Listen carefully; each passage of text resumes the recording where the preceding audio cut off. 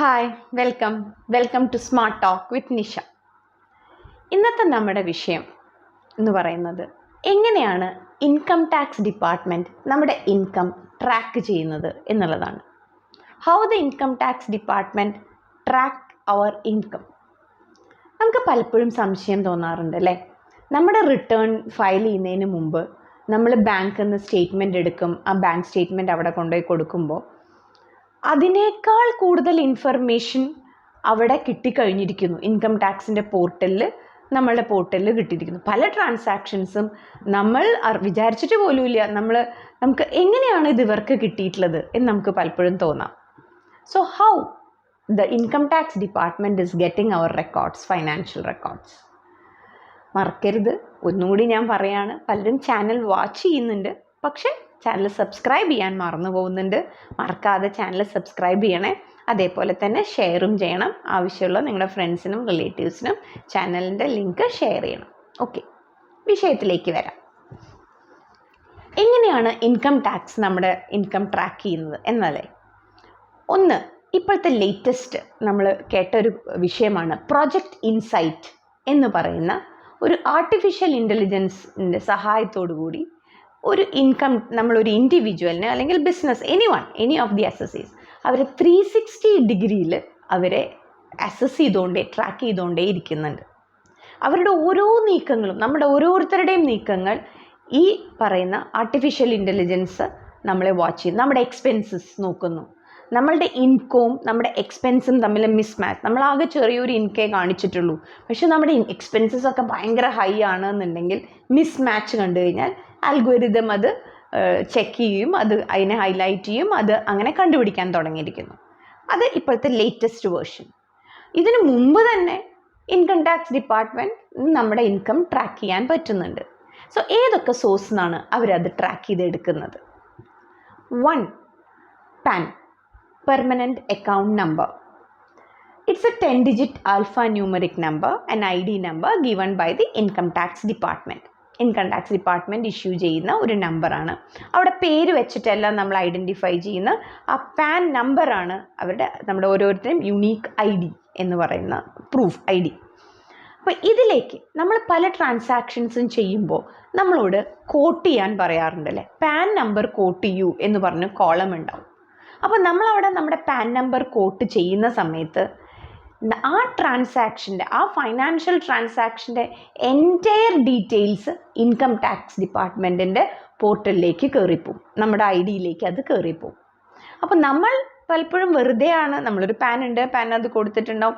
ചിലപ്പോൾ അതിലേക്കൊന്നും നമ്മൾ ചിലപ്പോൾ ടാക്സ് അടയ്ക്കുന്ന വ്യക്തി പോലും ആവില്ല, നമ്മുടെ എക്സെപ്റ്റഡ് ലിമിറ്റഡിന് താഴെയായിരിക്കും. പക്ഷേ ഇൻഫർമേഷൻ ആരുടെ കയ്യിലേക്ക് എത്തിയിട്ടുണ്ടാവും? ഇൻകം ടാക്സ് ഡിപ്പാർട്ട്മെൻറ്റിൻ്റെ കയ്യിലേക്ക് എത്തിയിട്ടുണ്ടാവും എന്നുള്ളതാണ്.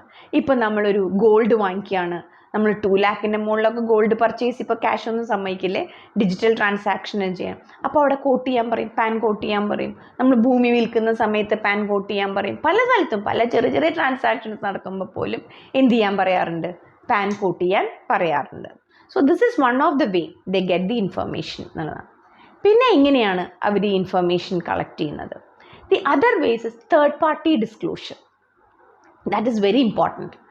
പല തേർഡ് പാർട്ടീസിൽ നമ്മൾ പറയുന്ന ചില തേർഡ് പാർട്ടീസിൽ one among the is bank. നമ്മുടെ ബാങ്ക് നമ്മൾ ചെയ്യുന്ന ഫൈനാൻഷ്യൽ ട്രാൻസാക്ഷൻസ് ഇൻകം ടാക്സ് ഡിപ്പാർട്ട്മെൻറ്റിന് ട്രാൻസ്ഫർ ചെയ്ത് കൊടുക്കും. ഇപ്പോൾ ഫോർ എക്സാമ്പിൾ നമ്മളിപ്പോൾ ഒരു 10 lakhs മുകളിൽ നമ്മളൊരു വർഷം ഫിക്സഡ് ഡെപ്പോസിറ്റ്, നമ്മുടെ ടോട്ടൽ ഡെപ്പോസിറ്റ്സ് 10 lakhന് മുകളിൽ പോയി എന്ന് വിചാരിച്ചോളൂ. ബാങ്കിന് ഇൻസ്ട്രക്ഷൻ കൊടുത്തിട്ടുണ്ട്, they have to report this thing to the income tax department. അപ്പോൾ അതുകൊണ്ട് നമ്മളിപ്പോൾ ഒരു ഡെപ്പോസിറ്റ് ഇടുമ്പോൾ നമ്മൾ അറിയുന്ന പോലുമില്ല, നമ്മൾ വിചാരിച്ചൊന്നും പാനും നമ്മൾ കൊടുത്തിട്ടുണ്ടാവില്ല. അതിൻ്റെ ആവശ്യമില്ല, ബാങ്കിന് അറിയാലോ നമ്മുടെ പാൻ. സോ ബാങ്ക് അത് റിപ്പോർട്ട് ചെയ്തിട്ടുണ്ടാവും. സോ പല ഹൈ വാല്യൂ ട്രാൻസാക്ഷൻസും ആര് റിപ്പോർട്ട് ചെയ്യും? Bank will report. നമുക്ക് കിട്ടിയ ഡിവിഡൻറ്റ്, നമുക്ക് കിട്ടിയ ഇൻട്രസ്റ്റ്, ഇതൊക്കെ ബാങ്ക് എന്ത് ചെയ്തോളും?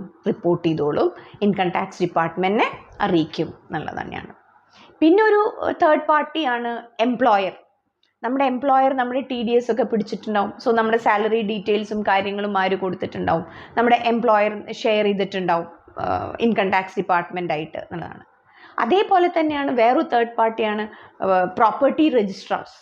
നമ്മൾ സ്ഥലം വിൽക്കുന്ന സമയത്ത് നമ്മുടെ സെയിൽ പ്രൈസ് 30 lakhന് മുകളിലാണെങ്കിൽ രജിസ്ട്രാർക്ക് ഇൻസ്ട്രക്ഷനാണ്, ദേ ഷുഡ് റിപ്പോർട്ട് ഇറ്റ്. ആ ട്രാൻസാക്ഷൻ ആരെ റിപ്പോർട്ട് ചെയ്യണം? ഇൻകം ടാക്സ് ഡിപ്പാർട്ട്മെൻറ്റിനെ റിപ്പോർട്ട് ചെയ്യണം. They know the PAN. അപ്പോൾ അവർ ആ പാൻ വെച്ച് അവർ റിപ്പോർട്ട് ചെയ്യണം, നിർബന്ധമാണ്, അല്ലെങ്കിൽ അവർക്ക് അത് പണിഷബിൾ ഒഫൻസ് ആയിട്ട് മാറും എന്നുള്ളതാണ്. So these are some of the third parties to who give information to the income tax department. ഇനി നമ്മൾക്കിനി ഇത് അറിയാൻ പറ്റുമോ, നമ്മുടെ ഏതൊക്കെ ഇൻഫർമേഷനോ ഫൈനാൻഷ്യൽ ട്രാൻസാക്ഷൻസ് ഒക്കെയാണ് ഇൻകം ടാക്സ് ഡിപ്പാർട്ട്മെൻറ്റിൻ്റെ കയ്യിൽ കിട്ടിയിരിക്കുന്നതെന്ന് നമുക്കൊന്ന് അറിയണ്ടേ? ഇതിനെന്താ വഴി? ഇപ്പോൾ നമുക്കറിയാം July 31 ആണല്ലേ ഫയൽ ചെയ്യേണ്ട ഡേറ്റ് ITR 1 and 2. അപ്പോൾ അത് ഫയൽ ചെയ്യുന്നതിന് മുമ്പ് 31 March കഴിഞ്ഞു. നമ്മൾ www.incometax.gov.in നമ്മുടെ പോർട്ടലിൽ കയറി കഴിഞ്ഞ് കഴിഞ്ഞാൽ നമുക്ക് ഡോക്യുമെൻറ്റ്സ് ചിലത് ഡൗൺലോഡ് ചെയ്ത് കഴിഞ്ഞാൽ അറിയാൻ പറ്റും ഏതൊക്കെ ട്രാൻസാക്ഷൻസിൻ്റെ മുകളിലാണ് അവർ കണ്ടുപിടിച്ച് വെച്ചിട്ടുള്ളത് എന്നുള്ളത് അറിയാൻ പറ്റും. നിങ്ങൾ വിചാരിക്കരുത് ഞാൻ ഈ പറയുന്നത്, ഇത് കൂടുതലും പറയുന്നത് എന്നാൽ നിങ്ങൾ എന്നെ നിങ്ങളുടെ ഫയലിംഗ് നിങ്ങളെ കൊണ്ട് പഠിപ്പിച്ചാൽ, അതിനേക്കാൾ കൂടുതൽ അത് ചിലപ്പോൾ ഒരു ചാർട്ടേഡ് അക്കൗണ്ടൻ്റ് ആയിരിക്കാം നിങ്ങൾക്ക് ചെയ്തു തരുന്നത്. He will do it very beautifully, because അത് അവരുടെ പ്രൊഫഷൻ അങ്ങനെയാണ്. അത്രയും ഭംഗിയായിട്ട് അവർ ചെയ്യും. മാത്രമല്ല നമുക്ക് നാളെ എന്തെങ്കിലും ഒരു ഡൗട്ടോ അല്ലെങ്കിൽ നമുക്ക് എന്തെങ്കിലും ഒരു നോട്ടീസൊക്കെ ഇൻകം ടാക്സ് ഡിപ്പാർട്ട്മെൻറ്റിൻ്റെ ഭാഗത്ത് നിന്ന് വന്നാൽ അതിന് പ്രൊഫഷണൽ വേയിൽ അവരെന്ത് ചെയ്യും? ആൻസർ ചെയ്യും. അതിന് വേണ്ടിയിട്ടല്ല ഞാൻ കൂടുതലും പറയുന്നത്. നമുക്കറിയണ്ടേ നമ്മളുടെ ഒരു വർഷത്തെ നമ്മളുടെ ഇൻകം എത്ര, നമുക്ക് എത്രയാണ് ഇൻട്രസ്റ്റ് കിട്ടുന്നത്, ഇങ്ങനെയുള്ള കാര്യങ്ങളൊക്കെ ഒരു വർഷത്തെ ഒരു ഡാറ്റ നമ്മുടെ ഡയറിയിലൊന്ന് നമ്മൾ അധ്വാനിച്ച എമൗണ്ട് ആണ് അല്ലേ. അപ്പോൾ ആ എമൗണ്ട് എങ്ങനെയാണ് അവിടെ റിപ്പോർട്ട് ചെയ്തിട്ടുള്ളത് നമുക്കൊന്നും അറിയാനല്ലേ. സോ ഈ ഡോക്യുമെൻറ്റ്സ് ഒരിക്കൽ നിങ്ങൾ ഡൗൺലോഡ് ചെയ്ത് കണ്ടു കഴിഞ്ഞാൽ പിന്നെ നിങ്ങൾ എല്ലാ വർഷവും അത് ഡൗൺലോഡ് ചെയ്ത് നോക്കും എന്നുള്ളതാണ്. സോ ദ ഡോക്യുമെൻറ്റ്സ് ആർ, ഒരു ഡോക്യുമെൻ്റ് എന്ന് പറയുന്നത് 26 AS ആണ്. 26 AS നമ്മൾ ഡൗൺലോഡ് ട്രേസസ്, നമ്മൾ പോർട്ടലിൽ കയറി ട്രേസസിന് കൂടിയാണ് നമുക്കത് ഡൗൺലോഡ് ചെയ്തെടുക്കാം. 26 AS ഡൗൺലോഡ് ചെയ്ത് കഴിഞ്ഞാൽ നമ്മൾ എവിടെയൊക്കെയാണോ പാൻ കോട്ട് ചെയ്തിട്ട് നമ്മൾ ഫൈനാൻഷ്യൽ ട്രാൻസാക്ഷൻ നടത്തിയിട്ടുള്ളത് ആ ട്രാൻസാക്ഷൻസിൻ്റെ ഡീറ്റെയിൽസ് മുഴുവനും നമുക്ക് എന്ത് കിട്ടും? 26 ASൽ നമുക്ക് കിട്ടും എന്നുള്ളതാണ്. അതായത് ആരാണ് അതിൽ എന്തെങ്കിലും നമ്മുടെ ടാക്സ് ഡിഡക്റ്റ് ചെയ്തിട്ടുണ്ടോ, എന്നാണ് ഡിഡക്റ്റ് ചെയ്തത്, ഏത് ട്രാൻസാക്ഷൻ്റെ മുകളിലാണ്, നമ്മുടെ ഇൻട്രസ്റ്റ് എത്രയാണ്, ആ ബാങ്കിൽ നിന്ന് കിട്ടിയ ഇൻട്രസ്റ്റ് എത്രയാണ്, അതിൽ നിന്ന് എത്രയാണ് TDS അവർ ഓൾറെഡി പിടിച്ചിരിക്കുന്നത്, ഏതൊക്കെ ഇൻട്രസ്റ്റിനാണ് പിടിക്കണ്ട എന്ന് പറഞ്ഞ് നമ്മൾ ചിലപ്പോൾ ഫോം 15G ഒക്കെ കൊടുത്തിട്ടുണ്ടാവും അതേതൊക്കെയാണ് ട്രാൻസാക്ഷൻസ്, സ്പെസിഫിക് ആയിട്ട് നമുക്ക് ഡീറ്റെയിൽസ് ഇതിൽ നിന്നും 26 AS നമുക്ക് കിട്ടും. ദി സെക്കൻഡ് ഡോക്യുമെൻ്റ് എന്ന് പറയുന്നത് AIS ആണ്, ആനുവൽ ഇൻഫർമേഷൻ സ്റ്റേറ്റ്മെൻറ്റ്. ഡിജിറ്റൽ റെക്കോർഡാണ്, നമുക്ക് PDF പോലെ നമുക്ക് ഡൗൺലോഡ് ചെയ്തെടുക്കാം. നമ്മുടെ എൻറ്റയർ ഫൈനാൻഷ്യൽ ട്രാൻസാക്ഷൻസ്, നമ്മുടെ സാലറി ഡീറ്റെയിൽസ് എല്ലാം, ഇൻട്രസ്റ്റ്, സ്പെസിഫിക്കലി ഓരോ ബാങ്കിലും നമുക്ക് കിട്ടുന്ന ഇൻട്രസ്റ്റ്, അതിൽ നിന്ന് കിട്ടി. ഇപ്പോൾ നമുക്ക് HDFCയിലുണ്ട്, നമുക്ക് യൂണിയൻ ബാങ്കിലുണ്ട്, SBIയിലുണ്ടെങ്കിൽ ആ ഓരോ ബാങ്കിൽ നിന്നും, പോസ്റ്റ് ഓഫീസ് ഉണ്ടെങ്കിൽ സ്പെസിഫിക്കലി ഓരോ ബാങ്കിൽ നിന്നും കിട്ടിയ ഇൻട്രസ്റ്റ്, അതിലത്തെ TDS പിടിച്ചത് എത്രയാണ്. അതേപോലെ ചിലപ്പോൾ നമ്മുടെ എക്സെംപ്റ്റഡ് ലിമിറ്റിനേക്കാൾ താഴെ ആയിരിക്കും നമ്മുടെ ഇൻകം. അപ്പോൾ നമ്മൾ എന്ത് ചെയ്തിട്ടുണ്ടാവും, പിടിക്കണ്ട എന്ന് പറഞ്ഞിട്ട് നമ്മൾ ഫോം 15H ഒക്കെ കൊടുത്തിട്ടുണ്ടാവും. അപ്പോൾ അത് ഏതിലൊക്കെയാണ് 15H കൊടുത്തിട്ടുള്ളത്, ഇങ്ങനെയുള്ള ഇൻഫർമേഷൻസ് ഏതിൽ കിട്ടും? AISൽ കിട്ടും എന്നുള്ളതാണ്. AISൻ്റെ ഒരു സബ്സെറ്റ് ഉണ്ട് ഇനി, അതാണ് എന്ന് പറയുന്നത് SFT എന്ന് പറയുന്നത് എന്നുള്ളതാണ്. അത് സ്റ്റേറ്റ്മെൻറ്റ് ഓഫ് ഫൈനാൻഷ്യൽ ട്രാൻസാക്ഷൻസ് എന്ന് പറയും. അതിലാണ് ഹൈ വാല്യൂഡ് ട്രാൻസാക്ഷൻസ് ഒക്കെ ഉണ്ടാവും. നമ്മൾ നേരത്തെ പറഞ്ഞ പോലെ 10 ലക്ഷത്തിന് മുകളിൽ ഡെപ്പോസിറ്റ് ചെയ്തപ്പോൾ, വിഡ്രോ ചെയ്തപ്പോൾ, കാറ് വാങ്ങിയപ്പോൾ, പ്രോപ്പർട്ടി വിറ്റപ്പോൾ, ഇങ്ങനെയൊക്കെയുള്ള ഹൈ വാല്യൂഡ് ട്രാൻസാക്ഷൻസ് ആണ് ഏതിലുണ്ടാവുന്നത്? ഈ SFT സ്റ്റേറ്റ്മെൻറ്റിൽ. അപ്പോൾ നമുക്കത് അറിയണ്ടേ, നമ്മുടെ ഏതൊക്കെ ഹൈ വാല്യൂ ട്രാൻസാക്ഷൻസ് ആണ് അവരവിടെ അറിഞ്ഞു വെച്ചിട്ടുള്ളത്. അപ്പോൾ പിന്നെ നമ്മൾ എന്തായാലും നമ്മുടെ റിട്ടേണിൽ അത് ഉണ്ടാവണമല്ലോ എന്നുള്ളതല്ലേ, അല്ലെങ്കിൽ മിസ്മാച്ച് വരും. ഇനി ഈ SFT സ്റ്റേറ്റ്മെൻറ്റിൽ എന്തെങ്കിലും നമുക്ക് ഡൗട്ടുകളോ നമുക്കത് ക്ലിയർ ചെയ്യേണ്ട നമ്മുടെ എല്ലാം എന്നുണ്ടെങ്കിൽ അവിടെ ഓൺലൈനിൽ തന്നെ നമുക്കതിന് വഴിയുണ്ട്. അത് നമുക്ക് അതിൽ ഓപ്ഷൻസ് നമുക്ക് കൊടുത്തിട്ട് ക്ലിയർ ചെയ്യാനുള്ള വഴികളൊക്കെ അതിലുണ്ട് എന്നുള്ളതാണ്.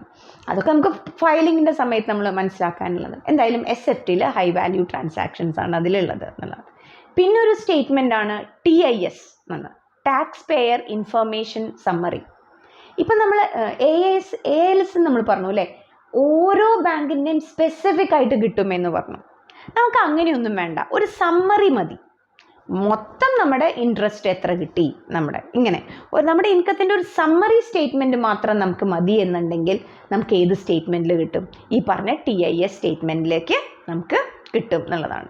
സോ ഈ 3 സ്റ്റേറ്റ്മെൻറ്റ്സും കൂടെ, അതായത് 26AS, അതേപോലെ തന്നെ AISലെ SFT, അതേപോലെ തന്നെ TIS, ഈ പറയുന്ന ഈ ഡോക്യുമെൻറ്റ്സ് ഒക്കെ ഡൗൺലോഡ് ചെയ്യാൻ നമുക്ക് PDF ഫോർമാറ്റിൽ ഡൗൺലോഡ് ചെയ്ത് കഴിഞ്ഞാൽ നമ്മൾ അതൊന്ന് നോട്ട് ചെയ്ത് വെച്ച് ഒന്ന് കണ്ട് വായിച്ച് മനസ്സിലാക്കി വെച്ചാൽ ഇറ്റ് മീൻസ് ദാറ്റ് നമ്മളുടെ ഫൈനാൻഷ്യൽ പൊസിഷൻ, നമ്മുടെ ഫണ്ട്, നമ്മുടെ ഇൻവെസ്റ്റ്മെൻറ്റ് എങ്ങനെ ഗ്രോ ചെയ്യണമെന്ന് നമുക്ക് അറിയാൻ പറ്റും. 2 കൂടി കമ്പയർ ചെയ്താൽ, 2 കൊല്ലത്തെയും കൂടി കമ്പയർ ചെയ്ത് കഴിഞ്ഞാൽ അപ്പം നമുക്ക് മനസ്സിലാവും എവിടെയൊക്കെയാണ് നമുക്ക് ഇൻട്രസ്റ്റ് കിട്ടിയത്, എത്രയാണ് നമ്മൾ അതിൽ ഗവൺമെൻറ്റിന് പേ ചെയ്തത്, നമുക്കിതിനെ സേവ് ചെയ്യാനുള്ള സ്കോപ്പ് ഉണ്ടോ. മാത്രമല്ല ഒരു ഡയറിയിലേക്ക്, ഒരു 2 ഷീറ്റിലേക്ക് നമുക്കൊന്ന് എഴുതി വയ്ക്കാം നമ്മുടെ ടോട്ടൽ ഫൈനാൻഷ്യൽ ട്രാൻസാക്ഷൻസിനെ കുറിച്ചിട്ട്. So thank you for watching the channel. മറക്കരുത്, ഇഷ്ടപ്പെട്ട് കഴിഞ്ഞാൽ നിങ്ങൾ ലൈക്ക് ചെയ്യണം, സബ്സ്ക്രൈബും ഷെയറും ചെയ്യണം, ബെൽ ബട്ടൺ എന്തായാലും പ്രസ് ചെയ്യണം. എന്നാൽ മാത്രമാണ് നിങ്ങൾക്ക് നോട്ടിഫിക്കേഷൻസ് വരുള്ളൂ. So thank you. See you again.